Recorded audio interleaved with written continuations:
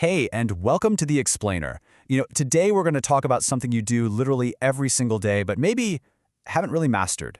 We are going to take the simple act of seeing and turn it into a superpower, observation. So let me ask you something right off the bat. When you're out in the world, are you just seeing it, or are you really observing it? Now, I know they sound like the same thing, but trust me, the difference is huge. Okay, let's get into what that really means. You see, seeing, that's totally passive.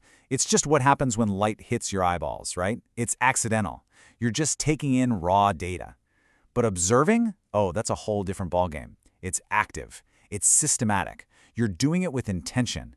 It's basically seeing with a purpose. It's a skill, a real research skill. So how do we make that jump? From just passively seeing stuff to actively asking questions about it? Well, it all starts with knowing what to even look for in the first place. And the cool thing is, once you start thinking like an observer, you can focus on almost anything. You could observe a single person or a whole group of people interacting in a park. You could pick a place, like a chaotic train station, or a specific behavior, like how people decide which checkout line to get into at the grocery store. It's all fair game. But here's the absolute key, and you can't forget this. It's not enough to just watch the thing itself. You have to observe the context around it to get the full picture. What's the environment like? What time is it? What happened just a second before? Without that context, your observation is it's just a random fact floating in space. It doesn't mean anything.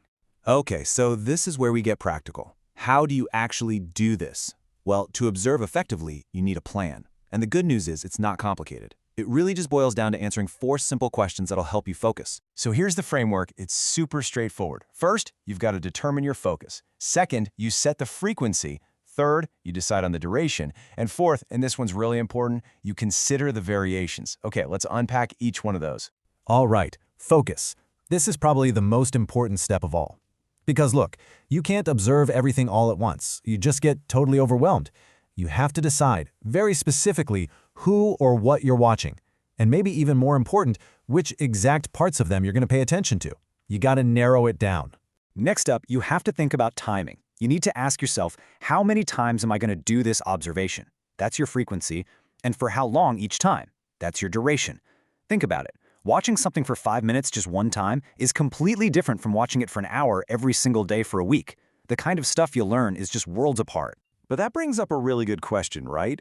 If you only observe, say, a team meeting every Tuesday morning at 9 a.m., you're only getting this tiny little snapshot. It's probably a pretty biased one, too. So, how do you make sure you're actually capturing a fuller, more accurate picture of what's going on? Well, that's where variations come in. This is how you do it. You look at the same group, but at different times, or in different locations, or maybe while they're doing totally different activities. You can even filter by different genders, or age groups, or levels of leadership.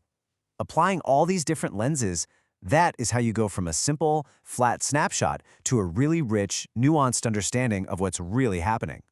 Okay, so you've got your plan. You know what you're looking for. But now you have to think about your role in all of this. Because how you position yourself as an observer, well, that completely changes what you're able to see.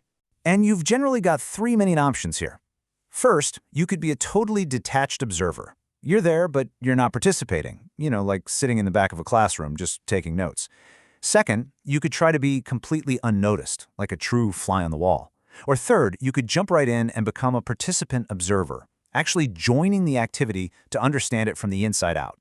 So, you have your plan. You've chosen your role, but there's one more factor that has a massive influence on everything you observe. And this one is all about what's going on inside your own head. It's your own personal lens. Every single one of us walks around with our own set of preconceptions, our own beliefs, our own background, and all of that acts like a filter on reality.